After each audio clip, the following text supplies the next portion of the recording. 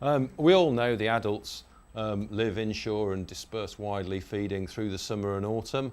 And then in the winter, they go offshore, mostly, not all of them, but generally, and head generally south and west to stay in warmer water, and they shoal up ahead of breeding and spawning in the spring.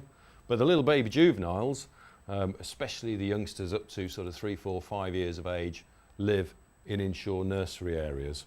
We probably all know that. There are some legal bass nursery areas in Britain, but when the little ones are staying in these nursery areas 12 months of the year, that's one of their key vulnerabilities. They're small, and if the winter is very cold, they start to die. And I've been told that less than 5 degrees C water temperature for a week or two, and they start to die off. And if we can all cast our minds back from the winters from 2008 to 2012, every one of those winters had those kinds of conditions, which meant that any bass that were actually spawned in the previous spring had little chance of surviving. So big vulnerability just because of the biology of bass, from the babies living in the bass nursery areas and the adults getting together offshore in the winter and shoaling up ahead of spawning. The spawning success is very variable. We'll look at that in a minute. Stock status data, we now have some. When I actually gave this presentation to Richard Benyon, I put very patchy, possibly non-existent. But we've got some, we have in the last 2.5 years got some much better stock status data. No quota protection, as I said. Minimum landing size below breeding size. You know, what sense does that make? We'll come on to that in a minute. And we'll have a little look at the evidence of some recent poor breeding years that I just talked about. Okay, so evidence and a little bit of science for the minister. So the minimum landing size, it's something that bass have been pushing for many years. It was the door that I pushed open initially to say, you know, this is the first thing that is obviously wrong. We've got a minimum landing size of 36 centimetres. It should be higher. And why should it be higher? Because the tome on bass biology, this big book by Pickett and Pawson, says female bass do not reach sexual maturity until at least 42 centimetres long. Actually quite interesting. Sexual maturity in bass is about length, not age. So it's how big they are. The males actually become mature slightly smaller, but it is actually the females that count. You know, you can have as many males as you like. Without females, you're not going to get any babies. So that's the really important one. There's a couple of quotes in there from that paper. So we've got 42 centimetres for the females becoming mature, and at that age and size, they grow. Well, I think it's probably somewhere between 3 and 6 centimetres a year. Now, the point of that is, if you go and catch a bass tomorrow in the end of October, if it's 42 centimetres now, it probably wasn't 42 centimetres back in the early spring when it was thinking about whether it was big enough to breed or not. You know, it'll have been too small, so it won't have bred. If it was a female, certainly. So if we're going to have a minimum landing size that works all the way through the year, all 12 months of the year, it needs to be that breeding size plus the year's growth, and that year's growth is generally put on in the summer rather than the winter when the water's colder and whatnot, and they're not feeding so much. So 42 centimetres plus about the maximum length that a fish is going to grow at that age in a year, about 6 centimetres, gave us this 48 centimetre MLS that we've been pushing hard for 4 years, and nobody's denying the science, the evidence. It's there. It's clear. The 48 centimetres, Dangling Trust have gone for 45. I haven't got a problem with that. 45, 48. We're above breeding size. There's scope for some growth as well before we start harvesting them. You know, but it is pretty simple fisheries science that says we should let them breed at least once so they can replace themselves in the stocks before we start harvesting them. And when we're talking to MPs or IFCAs, that's a fairly simple message. You know, before we start harvesting a wild animal, it should at least have the chance to breed and replace itself in the stocks before we take it out. Because if we're taking them out earlier, before they can breed, we shouldn't be at all surprised if the stocks go down. So a fairly simple message, and that's the kind of message that you don't really need to be a scientist to understand. It makes an awful lot of sense, and it actually meets with fisheries management best practice as well. Okay, so that's a little bit about the minimum landing size and why we're pushing for 48 or 45 centimetres.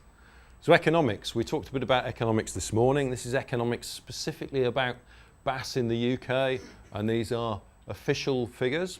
So you saw from Malcolm first-hand sale value of UK caught wild bass, about £5 million per annum. Again, you've got that 3 times multiplier. If anybody, I get questions from people in IFCAs about, how do you know the multiplier is 3 times? If the price of a bass first-hand sale value is £8 a kilo, the best that bass is ever going to achieve economically is if you buy it as part of a meal in a fancy restaurant. Go to a posh restaurant, nice piece of bass with a bit of salad and some new potatoes or whatever, maybe 20 quid. So a 1 kilo bass will provide 2 such meals. So 40 quid out of a 1 kilo bass, maximum economic value. Some of that is obviously to do with vegetables and whatnot. So 25 quid for the bass itself, 3 times the £8. These multipliers and that economics, it works in a way that simply. And it's that value that the restaurant person eating the meal pays that then pays for the restaurant and the chefs and the waiters and the restaurant to buy the bass from the wholesaler, and it pays all his costs and the ice and the packaging and the transport and the buying the fish in the market or maybe directly from a boat. So that's how that multiplier works and how we can really simply be confident that 3 times is about it. So 15 million to the UK economy from bass caught by the UK commercial fleet. In terms of that fleet in the UK, about 40% of that catch is gill nets of all different sorts, 30% commercial rod and line, 20% targeted otter trawl. We'll talk about that in a minute. And for the UK, only 10% from this pair trawling of the winter aggregations. Other countries, it's bigger, particularly France, but we've outlawed pair trawling from English boats anyway within the 12-mile limit. It represents less than 1% of landings value in the UK, and there are less than 400 commercial boats in the UK landing more than £2,000 worth of bass per annum. So in terms of the number of commercial fishermen that this impacts, it really is low. I mean, £2,000 clearly isn't a living. It's not an annual wage that anybody can live on. But even at that level, there are less than 400 boats in Britain that are actually taking advantage commercially of bass. There is a very small number of boats involved. The bit that we were talking about earlier, a 36 centimetre bass weighs about 500 grams. A 48 centimetre bass, about 3 years older and weighs over 1 kilo. So if you stop harvesting 36 centimetre bass and wait until they're 48 or 45 centimetres, you're going to suffer for 2 or 3 years. But then, assuming nobody else has caught them all, but then you have a fish that's twice as heavy and sells in the marketplace for more per kilo. So in 2 or 3 years' time, you can catch, if you catch the same number of fish and you're a commercial, you make more than twice as much money. Or you can make the same amount of money and catch less than half the fish. I mean, I'm a businessman. I love ideas like that because that tells me what I need to do to make a lot more money for the same amount of effort, or a lot less effort to make the same amount of money. That is commercial sense if you're a fisherman, and if you can manage to get over waiting 2 or 3 years and get over the thought that somebody else might catch it while you're waiting.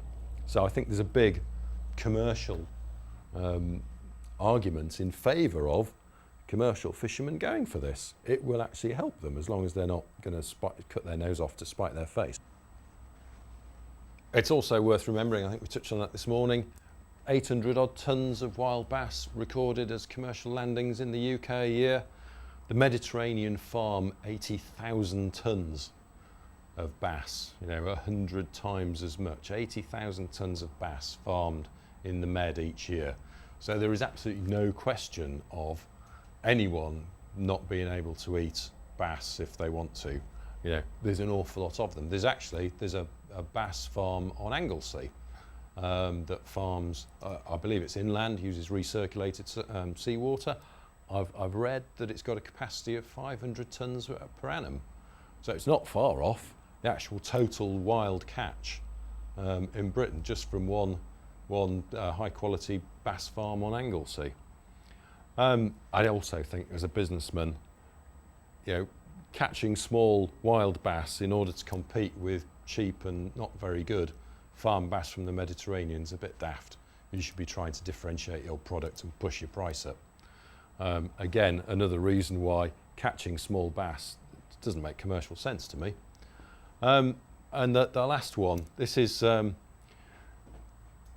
Malcolm mentioned lab leaflet 59. Here is another one from MAF lab leaflet 59 that says the maximum yield to the British commercial bass fishery would occur at a first capture length of 50 centimetres.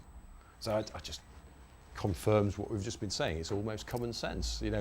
That's been known for 20 or more years that we're actually not delivering best value for the commercial sector, never mind the recreational sector, by having such a low minimum landing size. We'll come back a little bit to minimum landing size as well. So that's the economics and the size of the commercial sector. This is all, as I say, just as a reminder, this is the evidence that I took Richard Benyon through that I think did generate some proper action on bass. Action in the sense of commissioning studies rather than necessarily doing anything, but you've got to do the process bit. So economics of recreational sea angling, this is updated since then because of Sea Angling 2012, but that first one isn't. It was already known. DEFRA wrote this themselves in one of their own internal reports, that bass are the most popular sea angling species. And then we get Sea Angling 2012. I sat on the steering group of it. I think it was an excellent piece of work, very rigorous, very robust, the best, the largest, as I say, the most rigorous and robust study of sea angling in England that we've ever done. And that concluded there are 884,000 sea anglers spending £1.23 billion a year. That pays for 10,400 jobs, but it also generates other economic activity that makes the total value over 2 billion and the total number of jobs over 23,000. And if I just, that's all of recreational sea angling. The whole commercial fishing sector in Britain is 5,000 odd boats, and most of what they catch are shellfish, crustaceans, like crabs and lobsters and the like, not finfish. So we are, as far as I can see, easily the biggest economic stakeholder, for want of a better word, in finfish in England. The 35 million Malcolm's mentioned before, multiply that up, maybe 100 million. Sea angling again showed completely independently that bass were the most targeted fish, and we got some stats there buried in one of the appendices. But if you go searching, you will find that we asked all the anglers that took part what you were targeting. And most people said, frankly, anything that comes along, please, was 30-something%. But after that, specifically targeting a named fish, bass was the most popular. 14% of shore anglers and 19% of anglers on private boats said, I am deliberately fishing for bass. Just multiply those up and you get a huge number, whether it's 100 million, 200 million, 300 million, the value of bass angling to the UK economy. It's a number that is, however you come up with it, very much bigger than the commercial number. We are economically the biggest stakeholder by a long way in terms of bass exploitation and use in England, and I'm sure it'll be the same in Wales as well. That's actually the quote that Malcolm gave you earlier from Net Benefits, this Cabinet Office report in 2004. But the government have known about this and understood this for more than 10 years. That's 10 years ago they're saying that we should look at the economics split between commercial and recreational for different species, and we should do it first with bass. So this is nothing new for government. What is new, or would be new, is if government actually did something about it. So, it's worth remembering, reminding MPs, reminding IFCAs, this is not new stuff. This has been there for a long time, and you've spent a long time, Mr. MP, Mr. IFCA, not doing anything about it, and that needs to change. Okay, I mentioned otter trawling. Hugh Fearnley-Whittingstall has done a fabulous job at highlighting the issue of discards and scaring the living daylights out of MPs and introducing it as a big part of common fisheries policy reform. They're not going to do anything that is likely to increase discards. And if you start getting into the detail of conversations, people will tell you that, well, if you increase the minimum landing size, you're just going to get more discards, aren't you? Because people will catch more undersized fish and they'll have to throw them back and they'll be dead and whatnot. Well, actually, no. We saw in terms of the UK, the biggest sector that exploits bass are gill nets. If you increase the minimum landing size, at the same time, you bring in a mesh size regulation that increases the mesh size of those nets that are targeting bass to make it bigger. And there's lots of science that isn't on here that shows that those kind of nets are highly selective as to the size of bass that they will retain.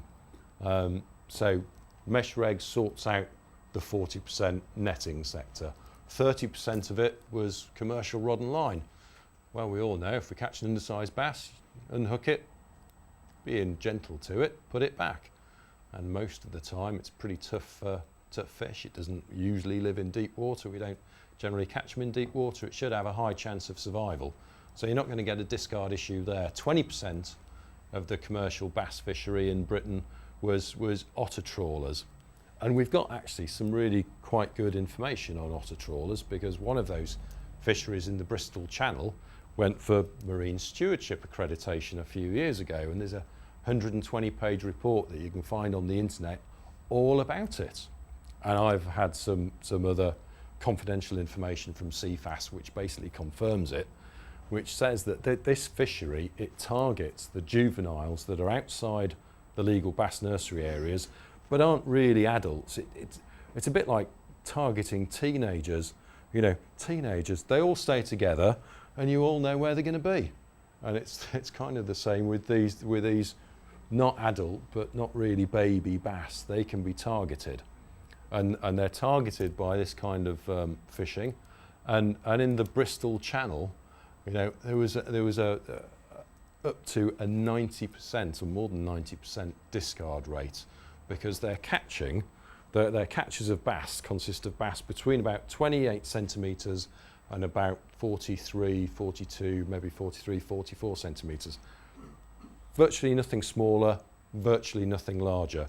They're catching these kind of adolescent, pre-adult bass. At 36 centimetres, a third of them are over the side, dead mostly. They're caught in trawl nets. But the rest are available for sale.